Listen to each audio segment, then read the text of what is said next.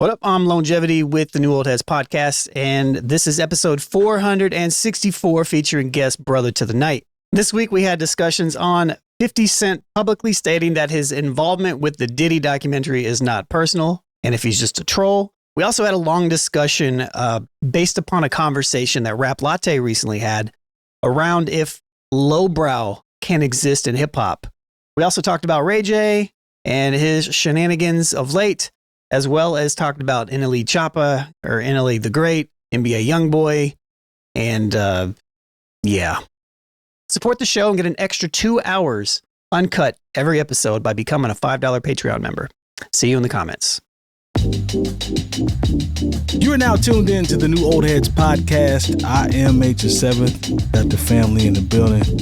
My man Jay Moore, Ralph Lauren Dub. How are you, sir?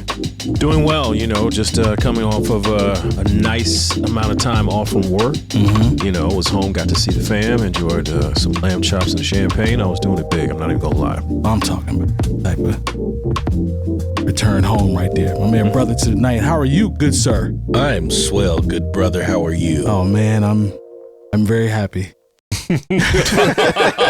Very happy. Oh, all right. Yeah. My man Lonegevity in the pilot seat. How are you, sir? I'm very happy. Are you? Yeah, I'm great. I like that. I don't know if I believe it, but I like that. All right, well. And my man DJ Jay Diff. What's happening, man? Salutations. How are you, brother? Yes, I'm happy as well, man. It's just a happy show. We're happy. Yeah. We're happy and we're singing. Yeah, and we're brothers. Yeah. Give me a high five, man. Yeah. That was awkward. It was, but we made it work. though. Made it work. We kind of tight. Yeah. In We here, made it you work. know? Yeah. Good to see you brothers as always. We get right into it. 50 Cent's potential revenge on Diddy. Now, we know a documentary is coming out. I believe it is entitled, it's a docu-series. Sean Combs' The Reckoning, if I'm not mistaken. But they say it's out on Screaming, as my cousin would say. Watched all 4 episodes. Oh my God, we're going to have to talk to you. But 50 has publicly stated that his involvement is not personal, but rather to address a silence in the hip hop community regarding Diddy's alleged behaviors. So as a successful and influential figure within the same music industry, we know 50 has a unique vantage point, both as a competitor and as a peer. The exclusive video also shows Combs in Harlem greeting fans. I need some hand sanitizer. Hold on. I got it. I've been out in the streets amongst the people. Yeah, I gotta take a bath. You know what I'm saying? It's like 150 hugs. You're a public person as well, and there was one instance in Harlem, and his reaction when those people went away. Got in the car and said, I feel like I need to wash, like I'm dirt. This shows you his character. They consider a pre-existing beef, right? For 20 years, right? It's me being uncomfortable. I was about to say. With him suggesting that he takes me shopping, or I looked at it like he was, like it was like a tester. Like maybe you'll come play with me, type of thing, right? So Like he alluded that. to his old, y'all know where that comes from. I knew that when you was talking about the beef, I was like, it's all because he wanted to take him shopping. Exactly. So that's one part. And then obviously you saw the part about him greeting everybody and hand sanitizer and saying, I gotta take a bath. I'm not mad at that.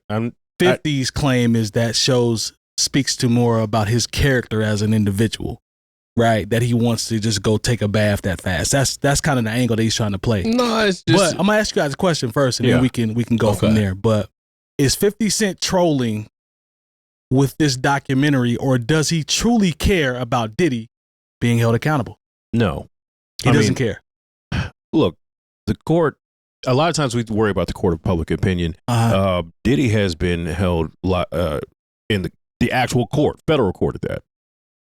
So I don't think that, first of all, when I saw that guy give Diddy the jacket from the wear and take pictures in, that was a tad creepy, because I know if I was in that same position, I would not give Diddy a new old head shirt to wear.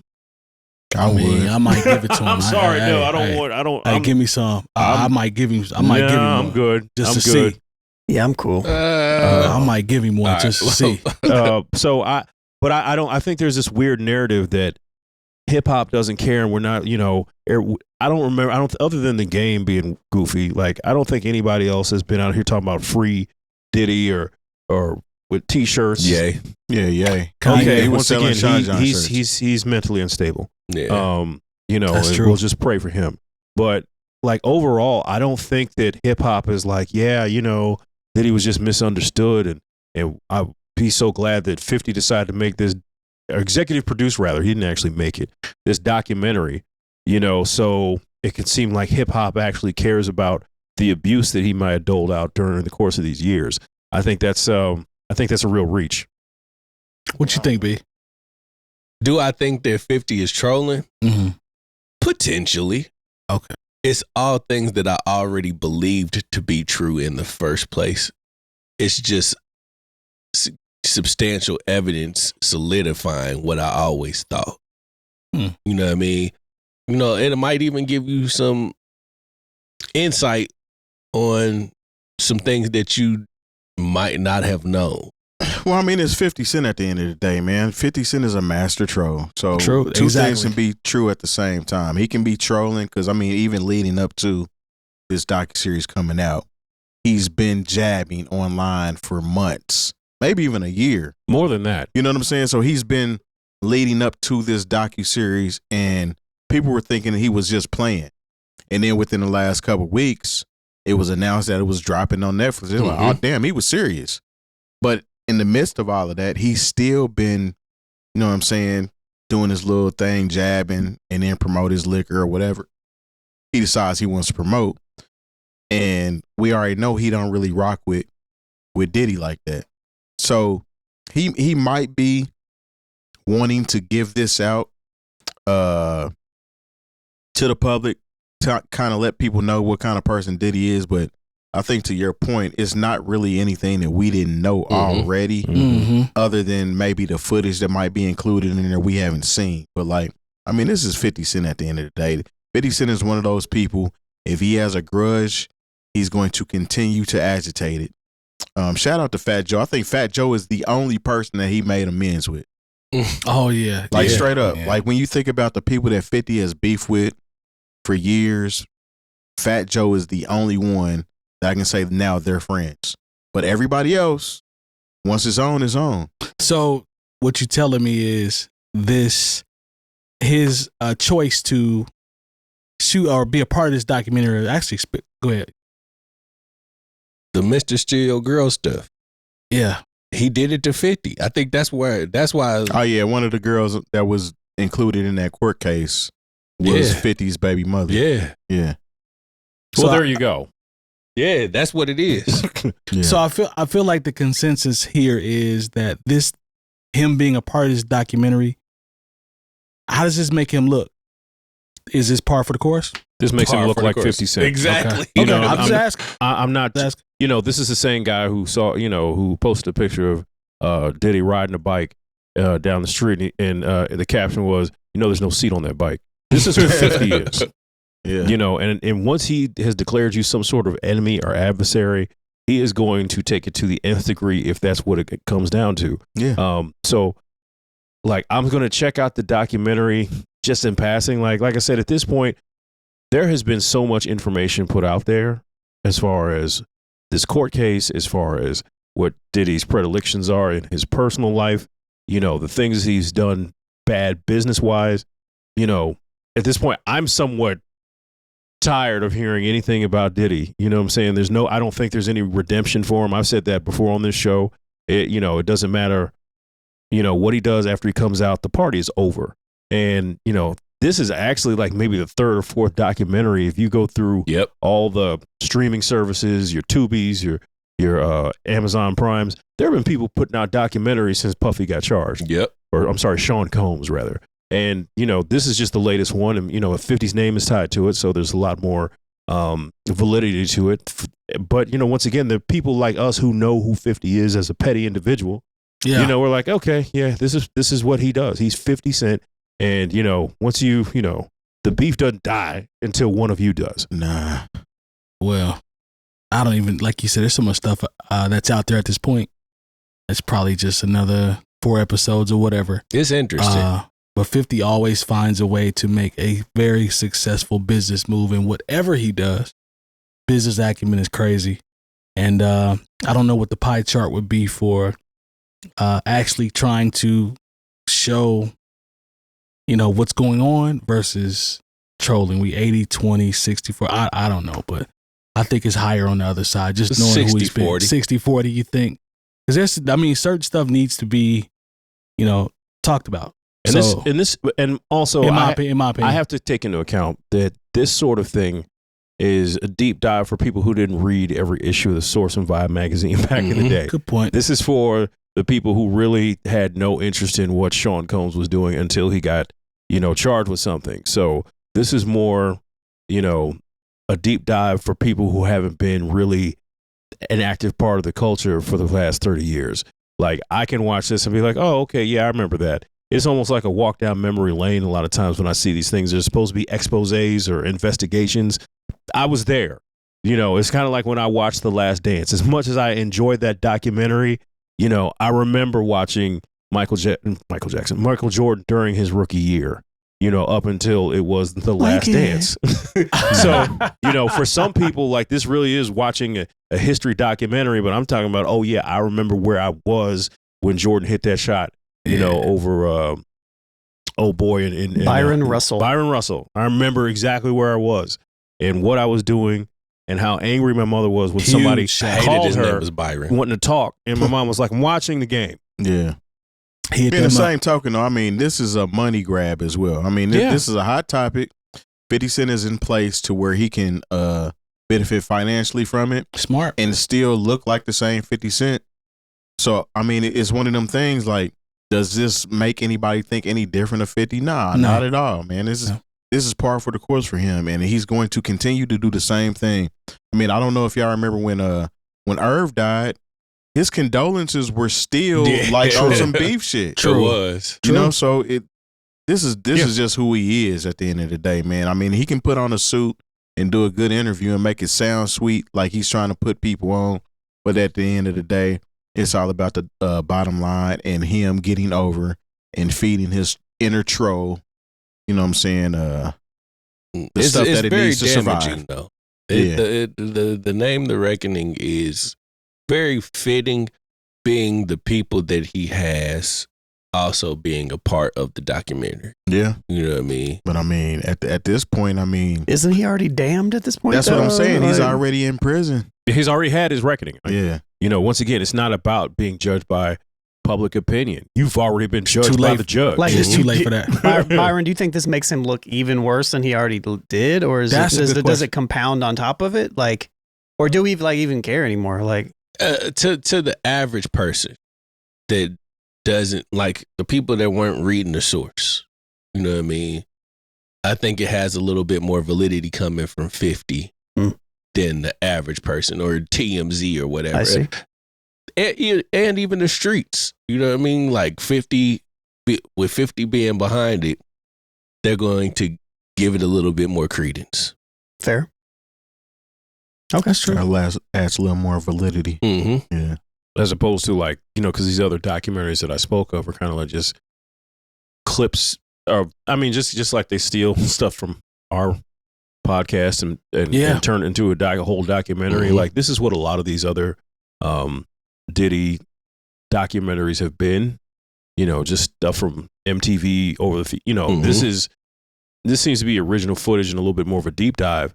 But at the same time, I don't think where people are going to be like, oh my goodness, that's so terrible. Now I've turned against Diddy because of it. Nah. No, like, you already turned against him. You're done. Like I said, the party's over. Yeah. Do you think that if Diddy comes back out and he gets back on the streets, be like Tekashi, man?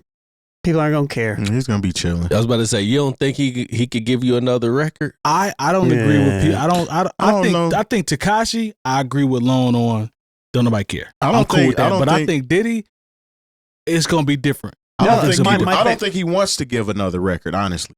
I don't believe it. But what I'm saying with the Tekashi thing is, he didn't face any type of repercussions. Oh, okay. Yeah. Like, I know what you're saying. I got you. I don't know. I don't know if Diddy wants to do another record. Actually, the one that he did before he got in trouble, It was heat. I ain't gonna lie to you. It was a good album. I mean, I love Gotta Move On. I played that every week. So I mean, halfway he might want to jump back out here and do something, or he might just want to remain behind the scenes. This is the thing. Now that right there is where we'll see what perception really is and how it works. If he starts to put music back out. Even if you take, because like I said, I do believe he was overcharged. I can believe someone is wrong and still think that, hey, the way it went down in the system was incorrect, or it was not just, if you will, and the fact that like what he was convicted of and he's still sitting in prison, not being able to make bail on appeal, I think that's wrong. Yeah, they're making an example out of him at the end of the day. There's still the videotape of him beating Cassie. That's the one. But that wasn't even a part of the case. That's not about that though. But that's the part of me that wants to say, hey man, the party's over. Yeah. There's no explaining why you were kicking this woman while she was in the fetal position. But again, this is where society is at, because it might be over to, the public eye, but at the end of the day, this is Sean Diddy Combs. He's still a rich man that when he gets back out here on these streets, he's going to be able to have his way. Not like that, obviously. But good job. A good job. Not like that, but he's going to be able to shake and move how he wants to. He's still a celebrity at the end of the day. He right. I mean, he right though. He's right. Do you honestly think? Yeah. Do you honestly think? Okay, say he gets out here and he wants to have, and he decides he wants to do the welcome home Diddy yacht party. I bet you people gonna pop out. How many? You really think they're going to be some celebrities? Rick Ross will be there. Yeah, it's going to be some people. It's going to be some people that's going to pull up. I say absolutely. Yeah, I think he could have these same type of parties that he was having before, and they could be public now, and people will go inside. Everybody get a little bottle of baby oil just to be in on the joke. Yep, exactly. Hey, I think that's exactly where we are as a society. Yeah, I'm with you, Long. That's what I'm saying. Yeah, I could easily. I want to be like, oh man, but then again, people voted for Donald Trump 3 times. Come on, man. And So- the things that he said that he's been convicted of, and things that he's been caught saying, hey, he's just Diddy with a presidential seal. And two, Ooh, that's a another piece of this too, which goes to, do we believe in rehabilitation? Yes. You got to, man. I mean, because everybody obviously is not going to be rehabilitated, but you can't just say that just because somebody was on some bullshit and they went to jail, that their time served didn't allow them to become a better person. I'm not one of those people that thinks like that. And then the justice system is built on you pretty much paying your due to society, and after that, you're supposed to be free and clear. Supposed to. If we buy into this, right? Exactly. The idea of you go to prison, you get out, you're supposed to be you paid your debt to society. Paid your debt, right? Yeah. Based upon a judge of your peers. Yeah. Right? It's a new person that's coming out. Yeah. I don't think we all believe that people are truly. No, I don't. Everybody Byron ain't talked new. about his uncle last week. You know what I mean? So. Yeah. Everybody ain't new when they come out, but there are people that have changed their ways. Like there's actually another documentary on Netflix about a dude that rapped. He got in prison for killing somebody at the age of 15, and I think he did like 15 years or something. He pretty much grew up in prison, but he wrote songs and things of that nature and became a musician in prison, and is now advocating pretty much about how that's not right to be out here, and you're a kid and you know what I'm saying, you're easily influenced. Right. He's on that movement now, trying to hip kids that you shouldn't do that. I lost my whole childhood because I was trying to appease some cats I was growing up with. You know what I'm saying? I get crazy, that. bro. I mean, but also because I saw a little piece of that. They were talking about online, but it's like, hey, this kid was 15. His brain, his frontal lobe had not fully been developed by the time they were going to hand down this harsh punishment. And who you are at 15, regardless of your status as being incarcerated or not, is a lot different than who you are at 30. Diddy was a fully formed adult when he was doing all this goofy shit, man. So I mean, I know there's there's a part of me and how I was raised that says, hey, you should forgive the sinner. But like I said, if they say, if I get an invitation in the mail, I'm not going. I think also too, he wasn't convicted on everything that we believe that he was guilty of. Right. And so he's not really paying restitution for everything that he allegedly has done. And I think that also goes into how some of us will view Diddy when he gets out. Yeah, well, I mean, because you don't go to jail for being a piece of shit. Yeah. Like, you know, if that's what it was supposed to be, then he deserves all the time he has right now. But what he was I know a lot of pieces of shit though. Yeah, I had to go to jail. Yeah, but what he was convicted of, what happened in the space of the courtroom and was delivered to him by those 12 jurors. Okay, he was out here, you know, buying sex on the street. I know people that do that. Yeah. And see, that's what I'm saying. Everything that we're talking about that he's guilty. Exactly. And so like, but if you believe in your heart he really did blow up Kid Cudi's car, and you think he should have a certain amount of time added on for how he beat Cassie, okay, then I can understand where your mindset is with that, but that's not what happened in the court of law. Sure.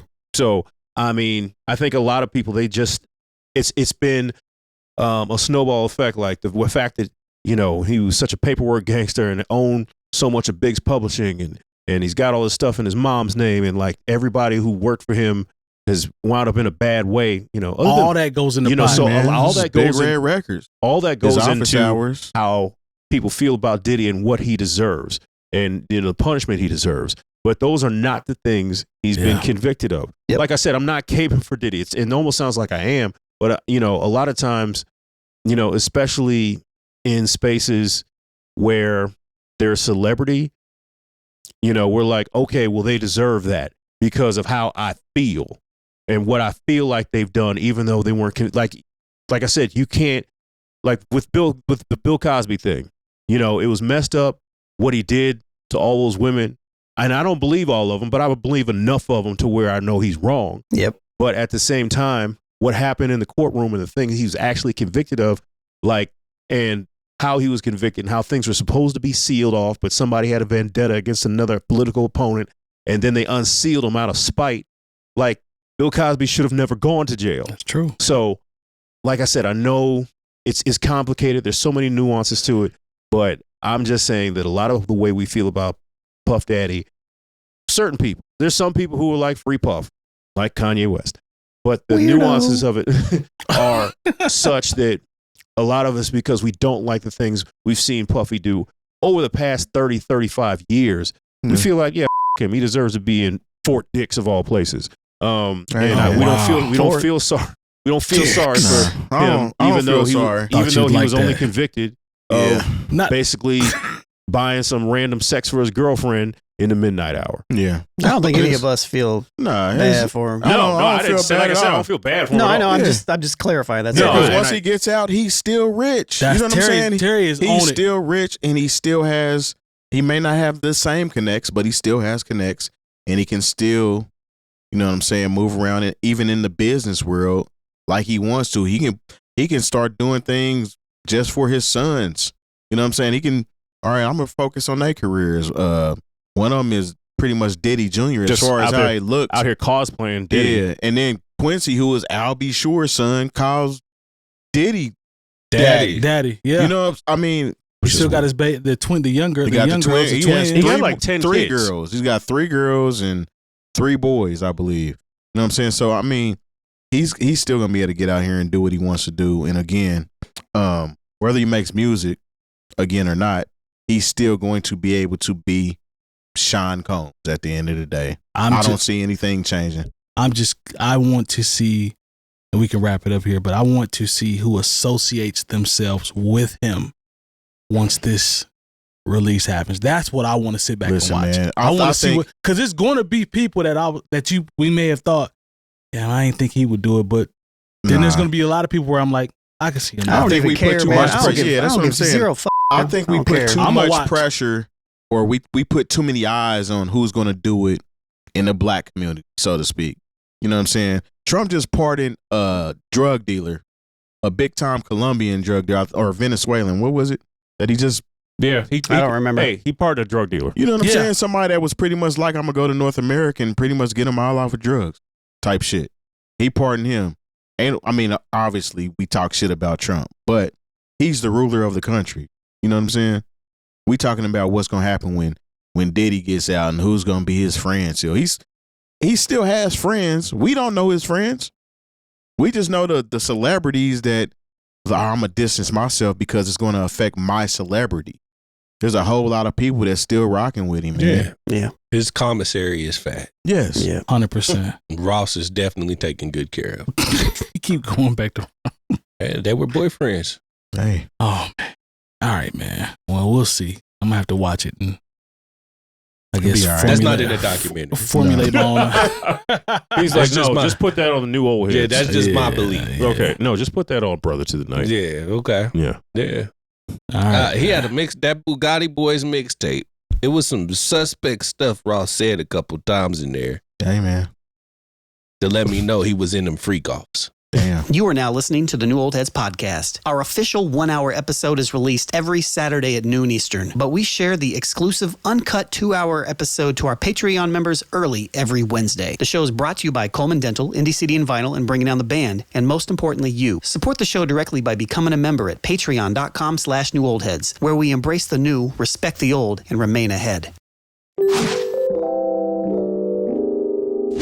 A recent debate from Rap Latte, shouts to Touré and King Green, argues that you cannot dismiss artists like NBA YoungBoy as lowbrow or uncivilized because hip-hop's very foundation is built on being socially unacceptable and or counterculture, if you will, right? So if we accept that hip-hop is inherently anti-establishment, then the moment we start demanding civilized, quote-unquote, behavior from rappers, we are no longer defending the culture. We have become the establishment that we used to rap against.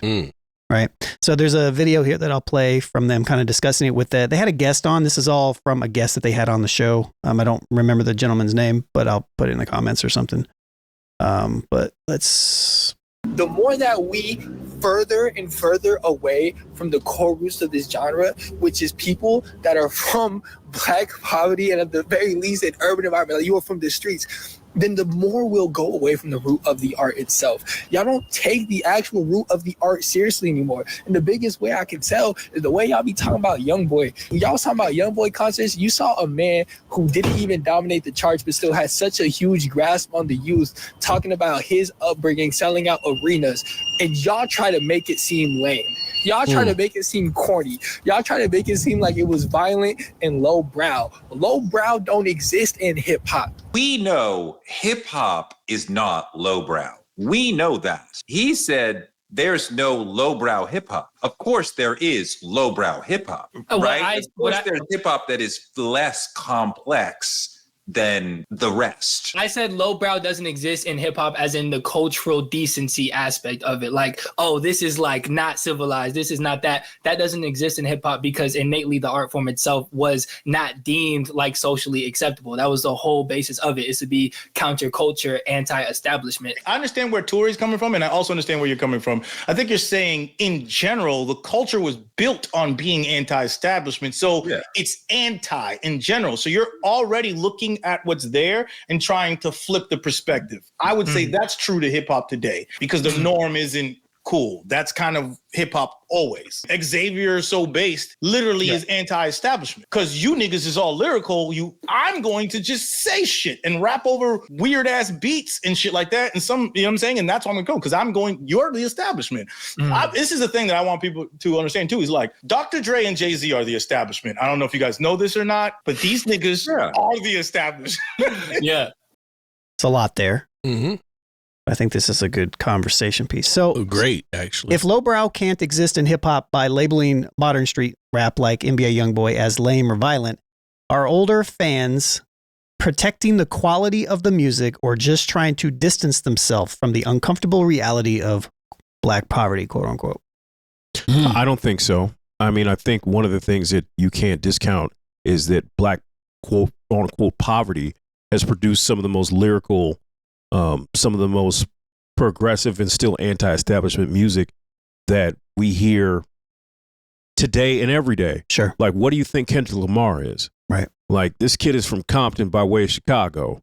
You know, what do you think Lupe Fiasco is? This is somebody from the south side of Chicago. Yep. You know, even when you're going to go back and talk about Common, south side of Chicago, these people are from the dirtiest, like most disenfranchised places in America, but it doesn't give you the cause or excuse to say we're just going to go say, just get money. Now, don't get me wrong. I enjoy a great deal of music that encompasses honestly only those two things and those two things only. Yep.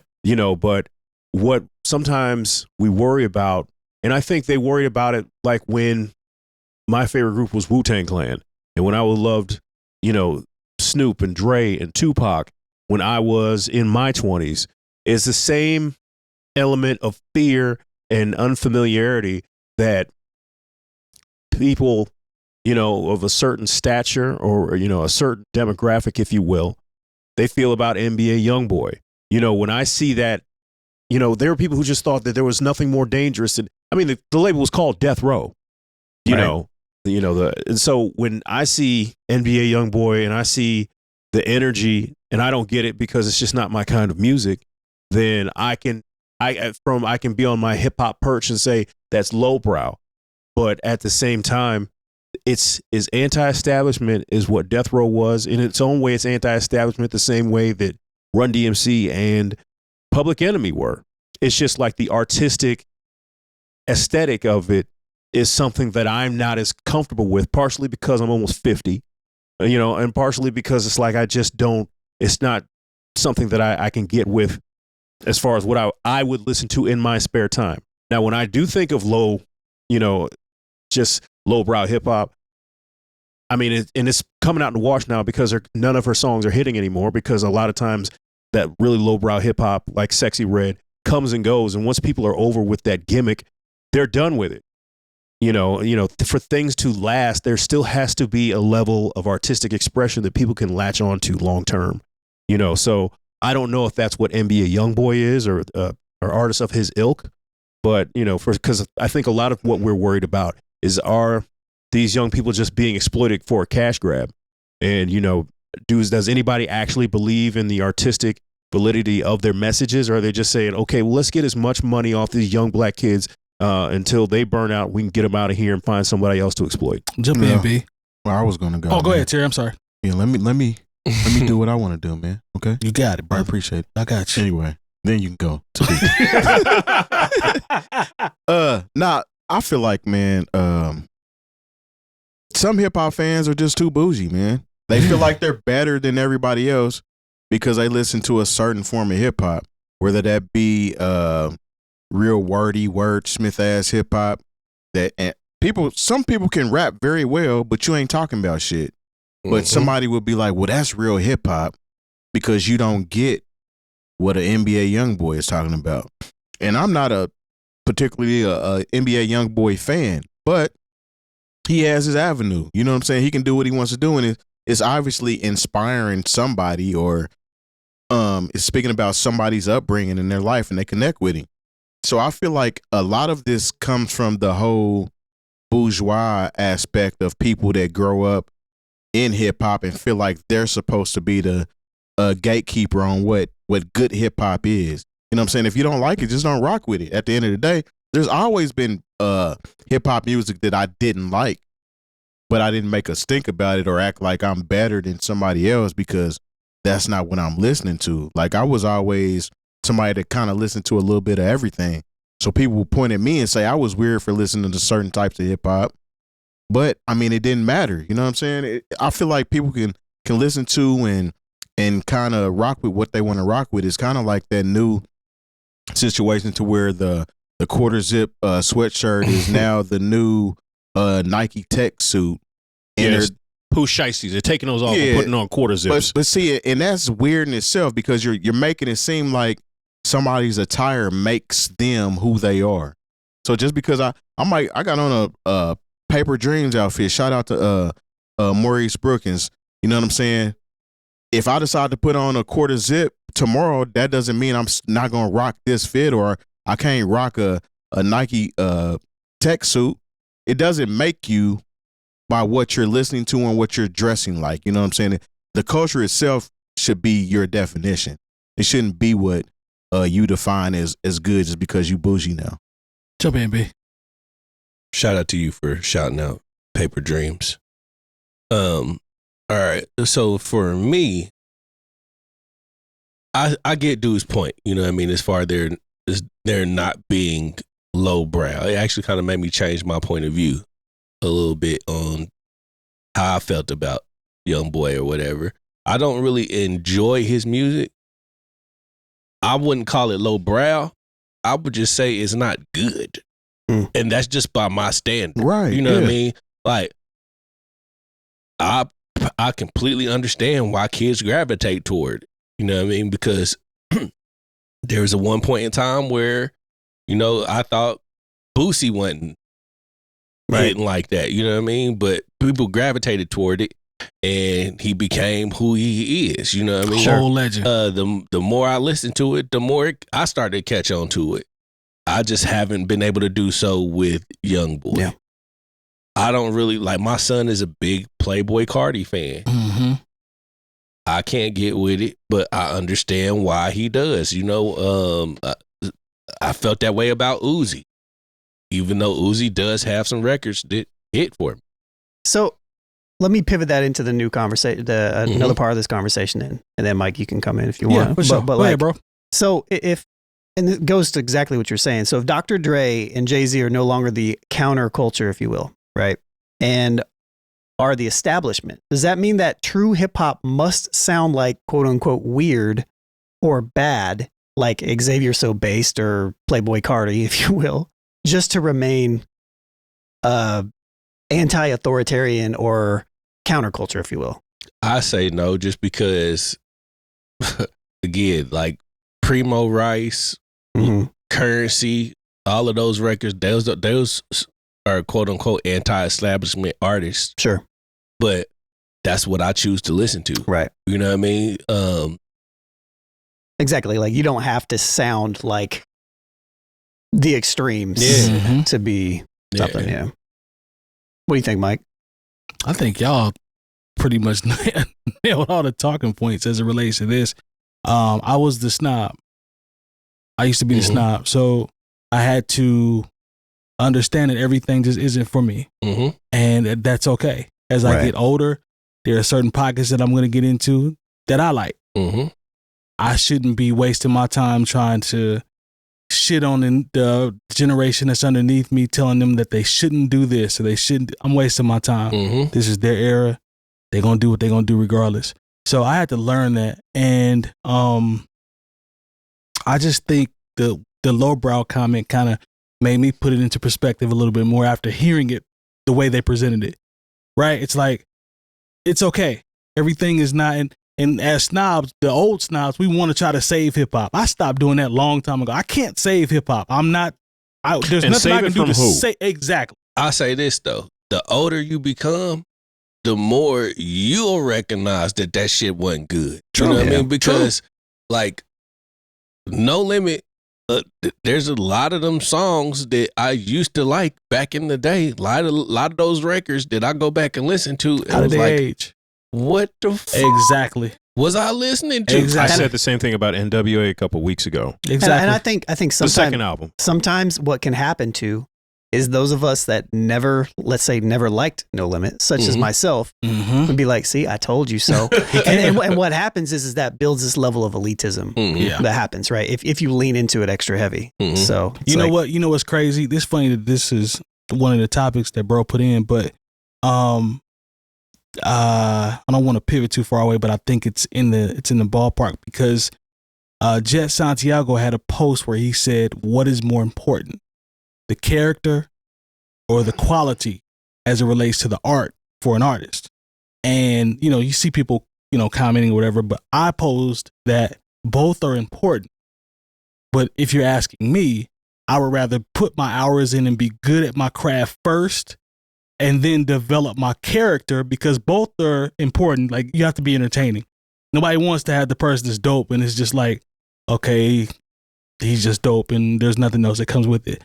So I look at it from a standpoint is, because you talked about the quality, like, it's just not good. To me, I'm like, let's focus on my craft so I can get good, and I'll build my character and whoever I'm going to be in terms of being entertaining and what my stick is or whatever goes with that. I'll do that as I work on my craft. If you care about your craft. There you go. If you care, because there are some people not, it's the flip side. I can be a rapper, entertainer, and influencer, 24, 48 hours, as long as I got a mic and a setup and a camera. And it'll be on.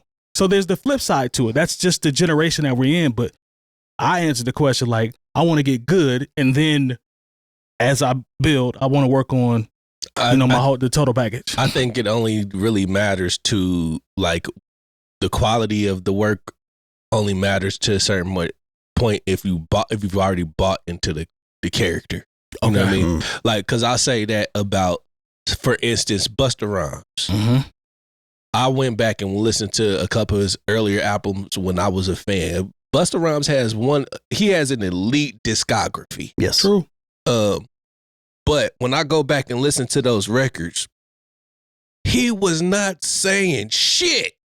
I can't go that far. Man. I can't go that far. I disagree with that. He was rapping about rapping.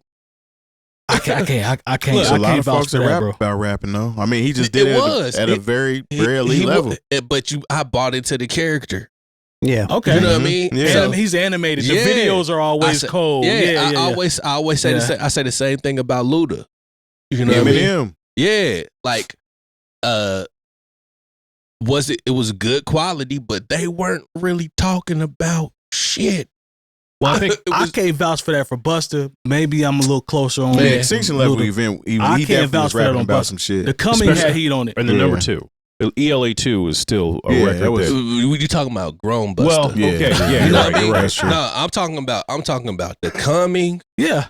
ELE. Right.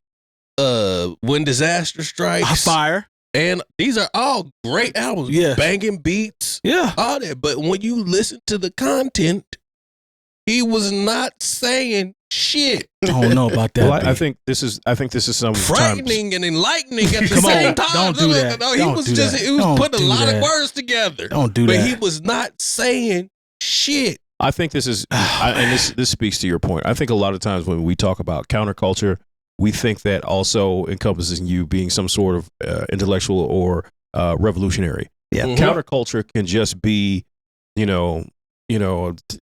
counterculture is the NWA Strata Compton album. Counterculture is Playboy Cardi. Mm-hmm.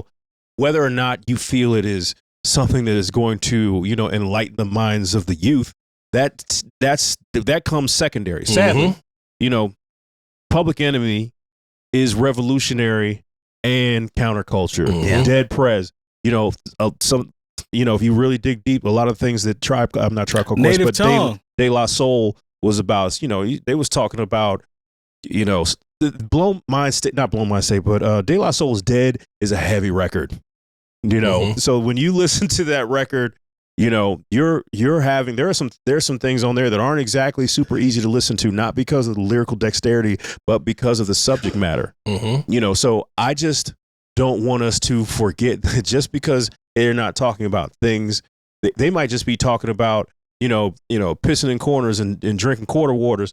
That is counterculture. It may not be revolutionary. It may not be something that's going to be written down in a book in 200 years, but it's still, even though we talk about Jay-Z being the establishment, when you listen to 444, that's definitely counterculture. Mm-hmm. All right. Well, let me take it another step. Okay. Mm-hmm. Can hip hop, right? Mm-hmm. Truly function as counterculture art form when its biggest icons are sitting in boardrooms with the NFL and huge tech corporations? Yes, I think so. Because without that counterculture that established them, they're not in those rooms.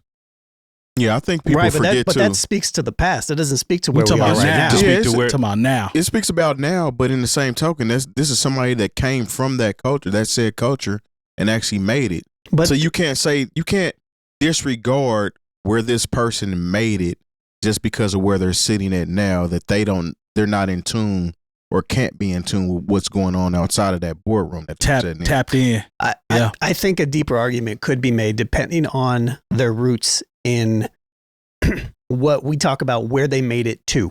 I kind of agree with Lone here. Because if you make it out of your culture into this corporate culture, this this perceived success, are you still even within the culture that you were birthed from? Mm-hmm. Oh, since you've technically been, I think you are. I got you. I think you are, man. Okay. Because in the same token, okay, you started from the bottom. You literally started from the bottom. This isn't a Drake situation. Mm-hmm. You started at the bottom, and your professionalism got you to where you're at now. Now you're regarded by everybody.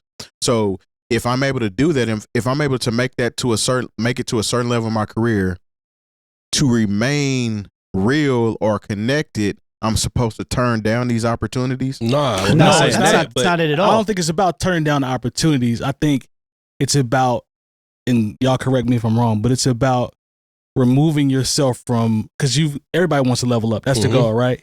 But sometimes you can level up within where you come from. Yep. And then there's other times where you can level up and totally remove yourself from where you come from. I think that's what you're talking exactly about. what I'm talking about. And I think those things are different. I think those are different too. You get to a certain point where you become the establishment, and you start doing the exact same things that were done to you. Yeah. Well, I think it's, because Jay-Z is the most clear cut, the example that I think most of us can see. Dre. Or Dre. Dre's big enough. Or Dre. But when you even, with the close ties that, Dr. Dre, honestly, Dr. Dre and Jay-Z had to the NFL through the Super Bowl situation, one of the criticisms of why a lot of people within the establishment, don't like Jay-Z or Beyonce is because of the advocacy work that they do. The fact that they, when they get protesters out of jail and they set up scholarships and the things that they actually do. That's what I was going to lead to. Yeah. People. Now, mind you, there is part of you that just when you get older and you start having things, it makes you a little bit part of the establishment. I can say this. I'll give you a very transparent moment where I said this out loud and I thought, what has happened to me? Because there was stuff going on at one of my places of business, and I actually said, "Where are the police?" Yeah, and I was like, what happened to me?" But when you have a different interest in things, whether it be business, whether it be it could just be your property. Yeah, you have a different kind of, you might have been the police when you were 19 and 20 because of some things that happened to you, but you also didn't have anything. So now, when somebody might be breaking into your house or loitering in front of your business, you're like, where are the police? And so it's complicated. I'm not going to say that, that Jay-Z, because Jay-Z's done a lot of stuff wrong. A lot of things that I can criticize him for. True. And a lot of things we've brought up on this show. So, just do your Googles, check out our back catalog. You'll enjoy it. But I don't think it completely takes away the counterculture spirit that you have just because you have reached a certain level of success. No, absolutely. I think it depends on where it's derived from, and I think it depends on where it lives. Capitalism is a word that we say very often on this show, all the time, and it's for a good reason. Yeah, and I think a lot of times it's very easy for us to, as we become older, to seek out more comfortable things within the society that we are a part of, which is the capitalist society that we're a part of. So we are living more comfortably as we get older in a society that we may not necessarily advocate for. I think we can be guilty of the thing simply by association because we have to exist in it. Mm-hmm. And so it's easier for us to be like, well, Jay-Z's not so bad. He's just us on an extreme level. Mm-hmm. But I also believe that there is a certain level of responsibility that comes with power on multiple levels as well. And that is the argument that I believe could potentially be made. I can hear you whispering. I'm trying to instruct Michael not to slam the cup on the table, but go ahead. Yeah. He wasn't picking it up. Government. But I guess what I'm saying is I believe that there's a certain level of responsibility that could be had, that could be the criticism. I can see why criticism could be, I can understand the criticism, I guess is what I'm saying from this perspective. I don't know if I necessarily have any here or there, but there's the conversation about, can you really change things for the better while you are one of the people at the table with the people that are a part of the problem just because you're there? Or is the only way to essentially burn that whole system down? Because regardless, billionaires are billionaires. In a perfect world, man. Billionaires are billionaires, though. Yeah. It gives you a unique position. should you choose to, you know, kind of, I guess, fight the power, if you will. But with that, can you really be counterculture as a Jay-Z or a Dr. Dre? I don't think you can. I think you can kind of play in the realm of revolutionary a little bit, but I don't think you can be revolutionary either if you're sitting at the table with the billionaires. No, I don't think it's possible. So is it because of the associations that come from your billionaire connections, or just because, hey, if you've gotten as far as a billionaire, there's some things you probably have done that are a good point. They couldn't align with counterculture in any way, shape, or form. Yeah, because there's no such thing as an ethical billionaire. You're not going to convince me of that. And so certain things have to happen before you reach the particular type of status. Mm-hmm. People have to be stepped on in some type of way, no matter how, you know, and there are billionaires out there that I don't hate, you know, like in that particular type of way. But yeah, I think both are true. Okay. To your point. No, I would argue that anyway. No, and I just think, you know, because what if we look up in 20 years and NBA YoungBoy has found a way to be where Jay-Z is now. Sure. And like the thing is, we could say, oh, that could never happen. But I ain't gonna say that. But, you know, if you see where Jay-Z came from, first album barely went gold, you know, and you know, and now he's literally in places I will never visit that are just, you know, they're just places he can go that even if I want to go there on vacation, I can't, because there is a barrier to it, and the barrier is called money. Yeah. I just think that, I think in general, it's very easy for us who aren't millionaires to aspire to have as much money as we can. I don't think that is an appropriate way to go through life. Like, I don't think we need a bazillion amounts of money. I think at some point it becomes super unethical to everybody that's around us, depending on how. And I also do not believe in trickle down. So it's never worked. So I don't know why we think it'll work. Yeah, now. And so I feel like we're conditioned into just believing that, or just looking at somebody who is super successful and be like, yeah, they're still a part of us. They're still those things. And I just don't subscribe to that. Yeah, I understand. I get what you're saying, but in the same token, it kind of goes to, okay, the same bougie aspect of it. So like if I make it to a certain level, sure, then I'm not regarded as real anymore because of the people that I'm surrounded around.